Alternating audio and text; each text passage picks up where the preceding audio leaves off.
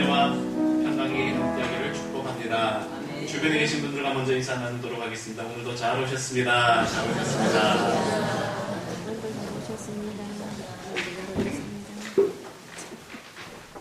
이스라엘 백성들에게 성전은 참으로 중요한 것이었습니다. 이스라엘 백성들뿐만 아니라 오늘 우리도 마찬가지죠. 성전이라고 하는 것은 하나님을 예배하는 곳, 하나님을 만나는 곳이라고 하는 의미가 있습니다.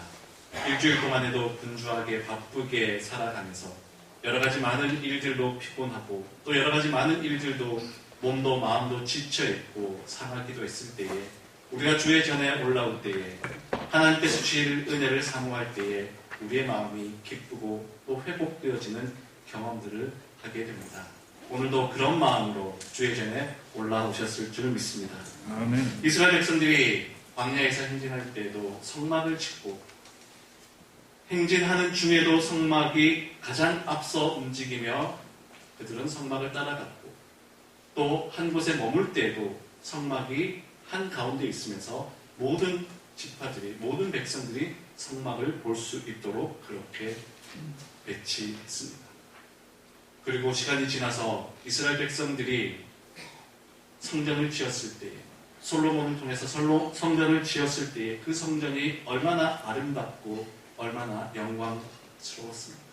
그 성전을 통해서 하나님 주신 은혜와 기쁨을 많이 누리게 됩니다. 그런데 이스라엘 백성들이 남유다와 북이스라엘로 분열되고 또 바벨론과 아수르에 의해서 포로로 끌려가게 될 때에 그 성전은 다 불타버리고 말았습니다.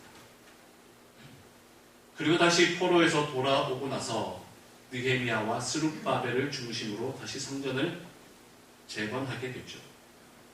그런데 포로에서 돌아온 이후에 성전을 재건했지만 그 성전이 예전만큼 멋있거나 웅장하거나 화려하지 못했습니다.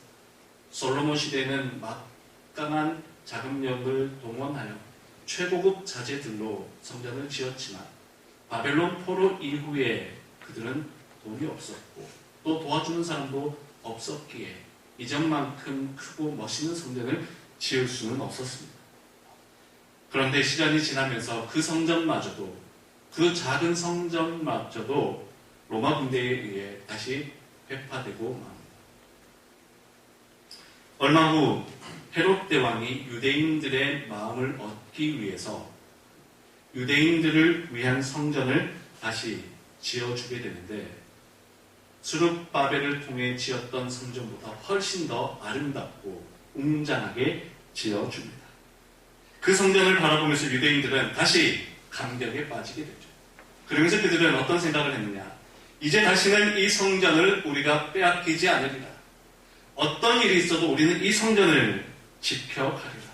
잘 보존해 가리라 생각을 합니다.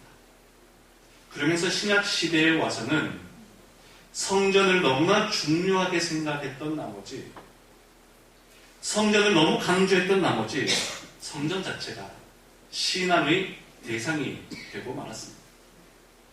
하나님을 예배하는 곳이 아니라 성전 자체가 그들의 믿음의 대상, 즉 하나님처럼 여겨지기도 했습니다. 물론 성전은 우리가 하나님을 예배하는 거룩한 장소이지만 그 건물이, 그 장소가 하나님을 대신할 수는 없습니다. 성전이 너무 중요한 것은 맞지만 성전 자체가 신앙이 되어서는 안 된다는 것이죠. 그렇지만 유대인들은 성전을 절대시하며 성전을 그들의 믿음의 대상으로까지 생각하고 말았습니다. 그런데 참 아이러니하게도 이렇게 중요하게 생각했던 성전, 오늘 본문의 말씀을 보면 성전 안에 누가 들어와 있다고요? 소와 양과 비둘기 파는 사람, 장사꾼들이 성전 안에 가득 들어오게 됩니다. 왜 이런 장사하는 사람들이 성전 안에 들어오게 되었느냐? 6월절이 되면 흩어졌던 많은 사람들이 이제 이 성전으로 몰려듭니다. 6월절은 어떤 날입니까? 하나님께서 우리를 애굽에서 끌어내어서 우리에게 참 생명을 주신 날이다. 10가지 재앙 중에 마지막 재앙이 장자의 죽음이었죠. 애국 사람들에게는 그 죽음의 재앙이 다 임하게 되었지만 이스라엘 백성들, 히브리인들은 그 죽음의 재앙이 다 넘어가게 됩니다. 그 죽음의 재앙이 다 넘어가고 이스라엘 백성들을 참으로 구원하신 하나님, 이스라엘 백성들에게 참 생명을 주신 하나님 은혜에 감사하는 날이 바로 이 6월절입니다. 시간이 많이 지났음에도 불구하고 이스라엘 백성들은 이 6월절을 잘 지켜야 된다 생각하며 많은 사람들이 예루살렘 성전으로 오게 되는데, 그런데 성전에 올 때는 빈손으로 오지 않고 다 제물, 하나님 앞에 바쳐야 할 제물을 가지고 옵니다. 그런데 율법에 의하면 이 제물은 어떤 것이어야 하느냐? 흠이 없는 제물이어야 했습니다. 소든 양이든 염소든 비둘기든 형편에 따라서, 형편이 되는 사람은 소를 바치기도 했고 가난한 사람들은 비둘기를 바쳐도 되었습니다. 형편에 따라서 제물을 준비하는데 제물이 소가 될 수도 있고 양이 될 수도 있었고 비둘기가 될 수도 있었지만 한 가지 꼭 지켜야 할 것은 흠이 없는 것으로 준비해야 했습니다. 여러분, 그런데 한번 잘 생각해 보십시오. 저 멀리서 오는데 흠 없는 소를 끌고 옵니다. 흠이 없는 양을 끌고 옵니다. 흠이 없는 비둘기를 준비해서 오는데 먼 길을 걸어오다 보면 흠이 없던 것이 어떻게 될까요? 흠이 생길 가능성이 크죠. 양과 염소들, 소들이 걸어오다가 지치기도 할 것이고요. 서로 부딪혀서 상처가 생길 수도 있습니다. 그러면 성전 입구에 가면 제물을 검열하는 제사장들이 따로 있습니다. 이 제물을 바칠 수 있는지 없는지를 확인합니다. 흠이 없는 것이면 통과, 흠이 없으면 들어가지 못합니다. 제사장들이 살펴보다가 이것은 안 됩니다. 다리가 까졌습니다. 뿔이 상했습니다. 이것은 안 됩니다. 라고 하면 멀리서 온 사람들은 어떻게 해야 됩니까? 다시 집으로 갖다 놓을 수도 없고, 그러면 그 근처에서 장사하는 사람들에게 이것을 다시 되팔 수밖에 없었습니다. 어쩔 수 없이 되팔아야 할 때는 헐값에 팔았겠습니까? 제값을 주고 팔았겠습니까? 헐값에 팔 수밖에 없었습니다. 팔았으니 어떻게 됩니까? 다시 재물을 준비해야 되죠. 빈손으로 올 수는 없습니다. 어쩔 수 없이 다시 흠이 없는 재물을 사야 하는데, 그때는 제값에 샀겠습니까? 비싼 값에 샀겠습니까? 비싼. 그렇죠. 어쩔 수 없이 사야 했기 때문에 재물을 원래 가격보다 훨씬 더 비싼 값에 살 수밖에 없었습니다. 자기가 가지고 온 것은 어쩔 수 없이 헐값에 팔았고, 새로 사야 하는 것은 어쩔 수 없이 비싼 값에 사야 했던 상황이 펼쳐지게 되는 것이죠. 그로 인해서 장사하는 사람들은 그 차익에서 엄청난 수익을 벌어들입니다. 그런데 더 놀라운 것은 성서학자들에 의하면 그 장사하는 사람들과 제사장들이 결탁되어 있었다고 합니다. 제사장들이 엄격하게 이것은 흠이 있기 때문에 안 됩니다 라고 거절하면 거절할수록 장사는 더 많이, 더 잘 될 수밖에 없었던 것이죠. 그래서 거기에서 발생하는 그 수익이 자연스럽게 제사장들에게도 흘러 들어가게 되었습니다. 그리고 돈 바꾸는 사람들도 마찬가지입니다. 그 당시에 20세 이상이 되면 성전에 들어갈 때 성전세를 내어야 했는데, 성전세를 낼 때에는 은 함량이 높은 돈을 내어야 했고, 또 그 화폐에 사람의 얼굴이 새겨지지 않은 돈을 내어야 했다고 합니다. 그 당시에 세계를 지배하고 있던 로마, 많은 화폐들이 로마 황제의 얼굴이 그려져 있었다고 합니다. 오늘 우리나라 돈에도 보면 여러분들의 위인들의 얼굴이 화폐에 그려져 있지 않습니까? 로마 당시의 화폐에도 그런 사람들의 얼굴이 그려져 있었는데, 하나님 앞에 바치는 성전세는 은 함량이 높고 사람의 얼굴이 그려지지 않은 그런 돈을 내어야 했기 때문에, 물론 예배 드리러 가면서 6월절을 지키러 가면서 미리 환전을 하고 미리 준비해서 갔으면 참 좋았을 것인데 사람들이 가면서 아유 못하러 그렇게 준비해서 가. 그 앞에 가면 돈 바꿔주는 사람들이 다 있어 라고 생각하며 거기 가서 바꾸면 더 편해 라고 생각하며 곳에 올라가서 돈을 바꿨어. 그런데 그때 돈을 바꾸는 수수료가 무려 12% 정도 되었다고 합니다. 여러분 요즘 은행 대출 이자가 3% 4%만 되고 사실 얼마나 그것이 버겁습니까? 12%나 되는 수수료를 내면서 돈을 받고 그 역시 그 환전 수수료 역시 제사장들에게 흘러 들어가는 돈이 되었다라고 말합니다.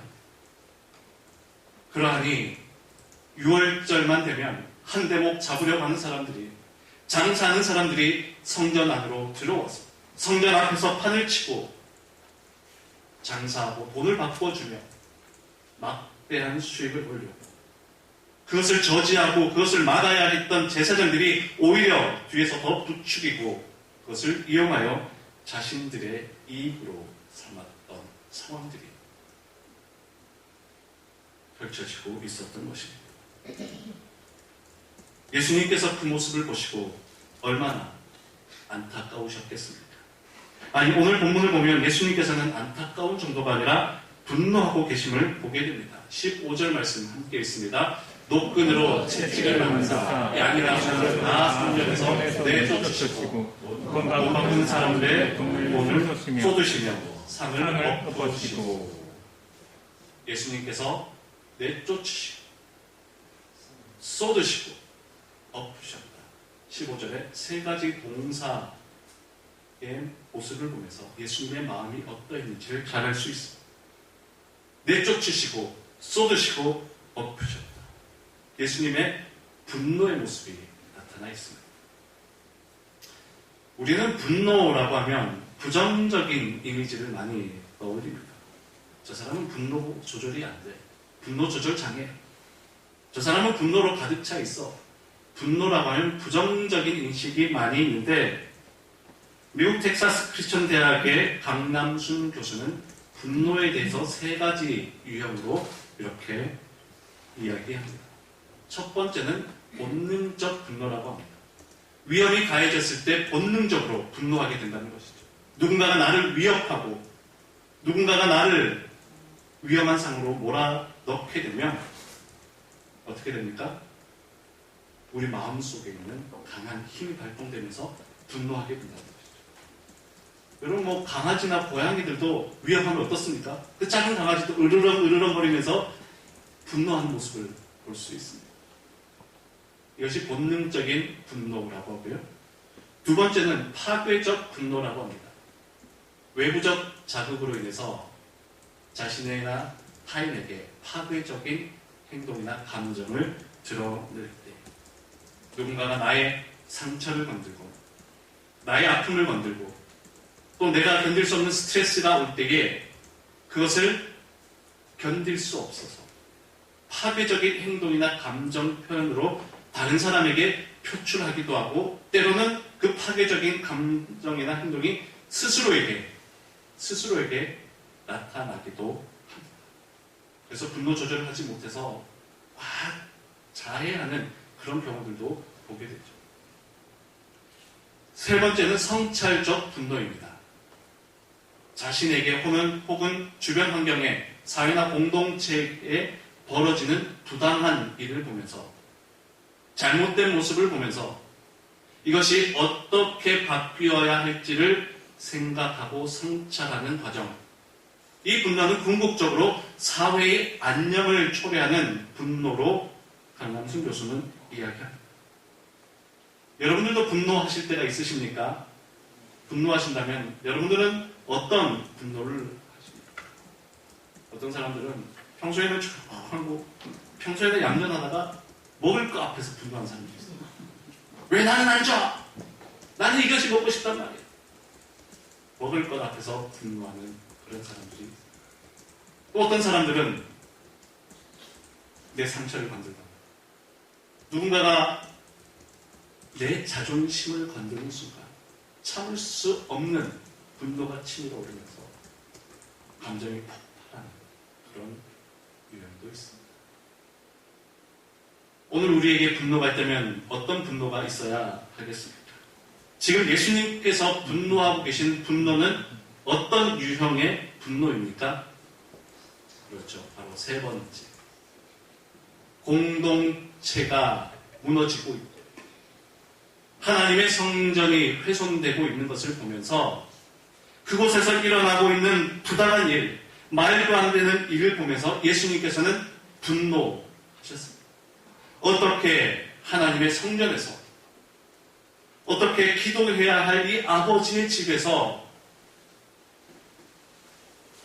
돈이 가득하고 돈을 벌기 위한 수단으로 자기의 욕망과 자기의 기득권을 지켜가기 위해 저 사람들이 저렇게 하고 있고 교회 안에서 벌어지고 있는 말도 안 되는 그런 모습을 보며 예수님께서는 분노하셨고 그로 인해 모든 것을 엎으시고 쫓아내시고 끌어내셨습니다. 오늘 우리에게 분노가 있다면 내 안에 하나님이 아닌 다른 것이 주인 노릇하고 있는 것에 대한 분노가 있어야 할 것입니다.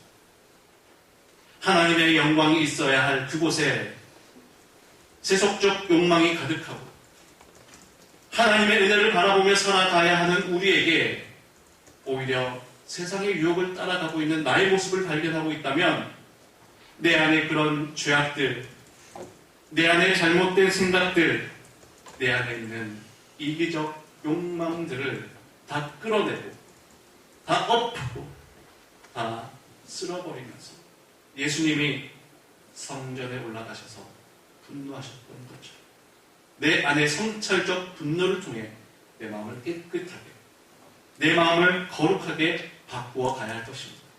결국 이런 성찰적 분노는 사회 안녕을 위한 내 안에 진정한 평안을 위한 하나님 주신 진정한 샬롬을 향한 그런 성찰적 분노가 될 것입니다. 이후 예수님께서는 성전을 바라보시며 말씀하시죠. 이 성전을 헐라. 이 성전을 헐라. 유대인들에게는 성전은 자신의 정체성과도 같은 곳이었습니다. 처음 말씀드렸던 것처럼 어떤 일이 있더라도 이 성전은 내가 지켰다. 이제 다시는 이 성전이 회파되는 것을 그런 일들이 일어나지 않도록 나는 이 성전을 지켜가리라. 이런 생각을 했던 유대인들이었는데 그러나 이들은 두 가지 오류를 범하고 있었죠.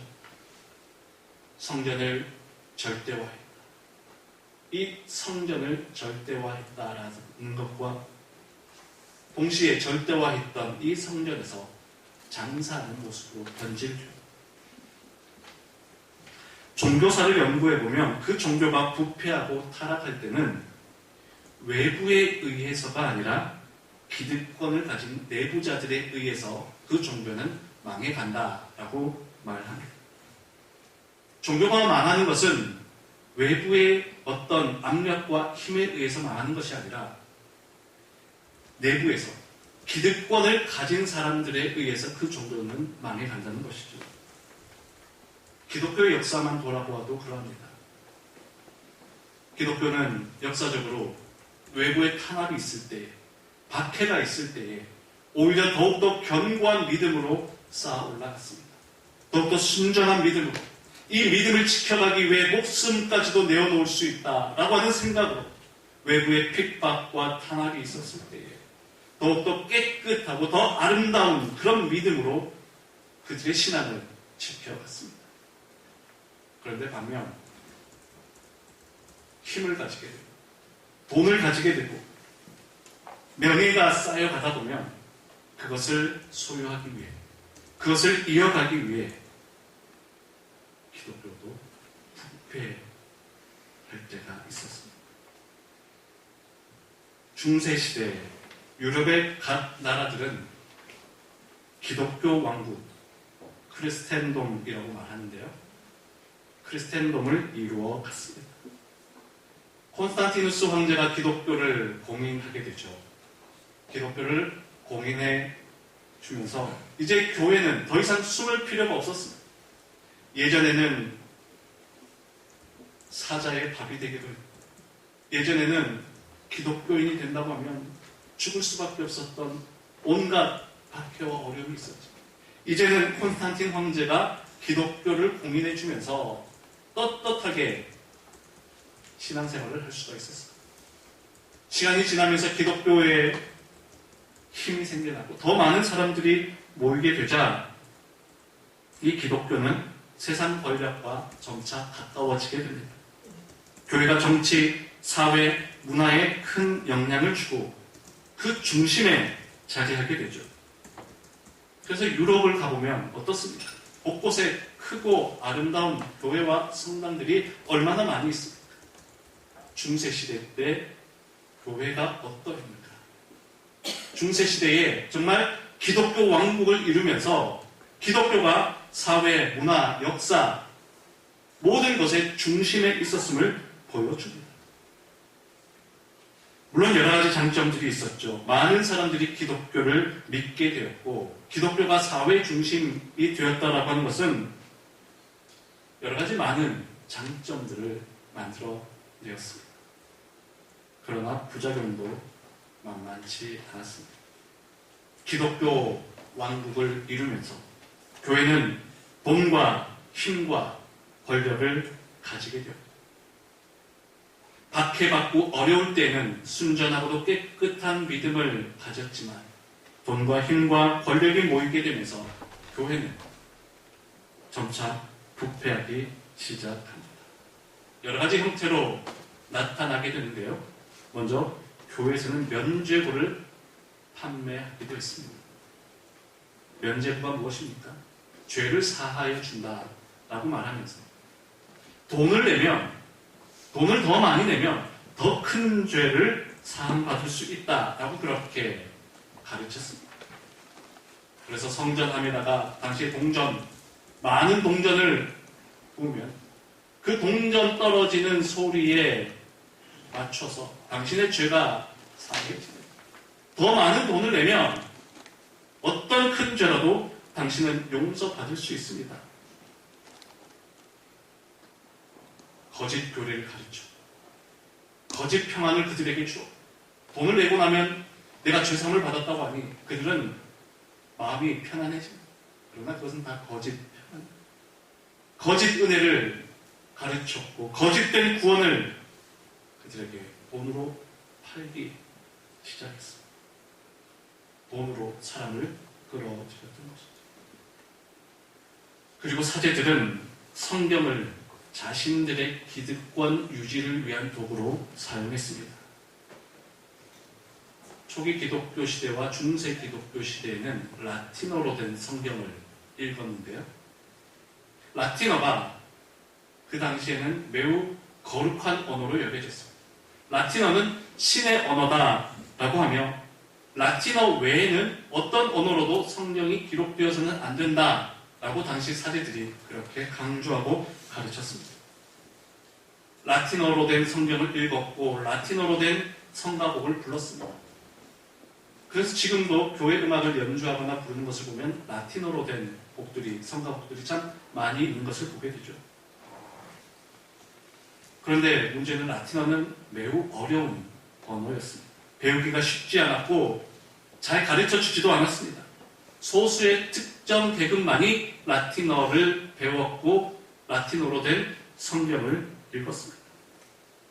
그래서 당시에는 성경을 읽을 수 있다라고 하는 것만으로도 사람들 앞에서 자랑거리가 되고 권위가 되었습니다. 사제들은 일반 성도들에게 성경을 읽을 수 있는 그런 교육을 전혀 하지 않았습니다. 오히려 그것을 막기도 했습니다. 성경의 권위가 하나님의 그 말씀의 권위가 아닌 자신들의 위치를 자랑하고 자신들의 기득권을 이어가기 위한 하나의 도구로 전락시키고 만 것입니다. 이런 시대를 바라보며 분노했던 한 사람이 있었습니다. 교회가 이래서는 안 된다. 성직자들이 이래서는 안 된다. 라고 외치며 분노했던 사람. 바로 마틴 루터입니다. 그는 종교개혁가였습니다.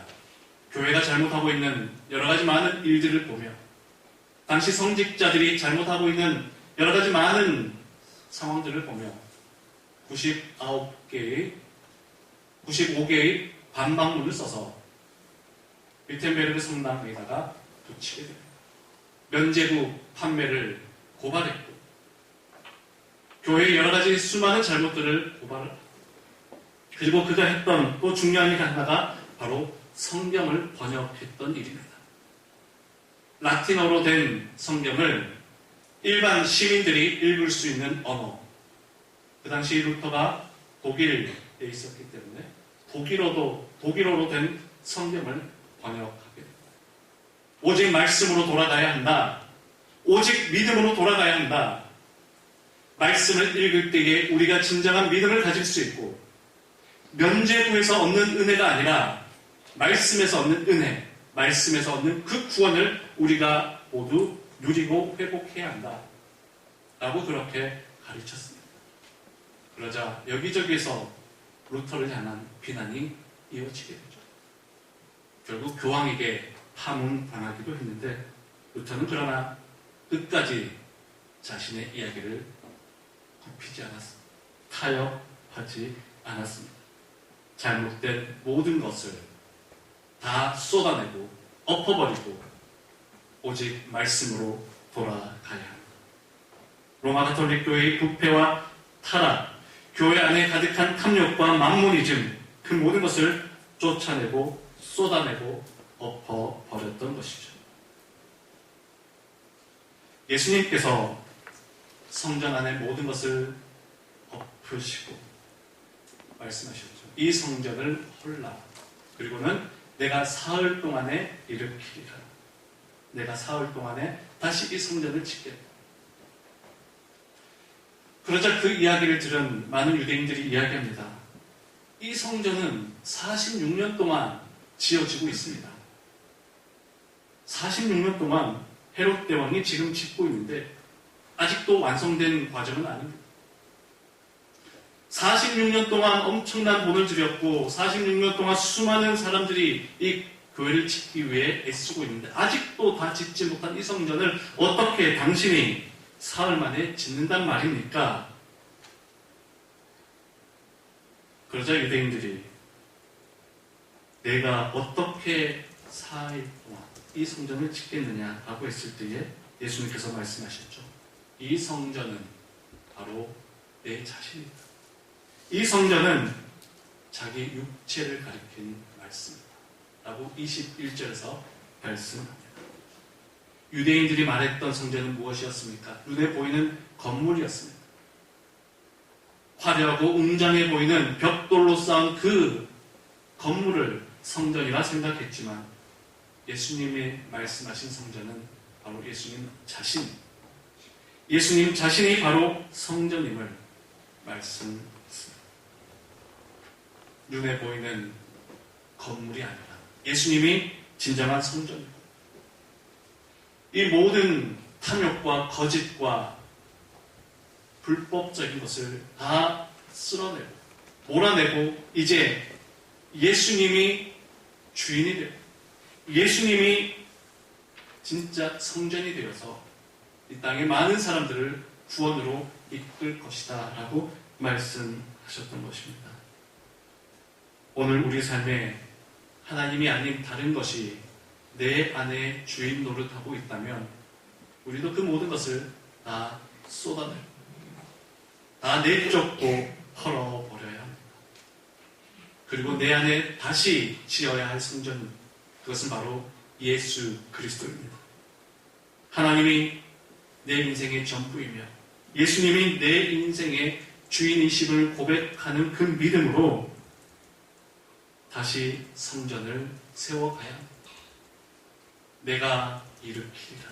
내가 일으키리라 예수님이 말씀하셨던 것처럼 이제 예수님께서 나의 삶을 다시 일으키시고 예수님께서 내 안에 주인이 되셔서 우리의 삶 가운데 하나님의 은혜와 하나님의 거룩함이 다시 회복되어질 것입니다.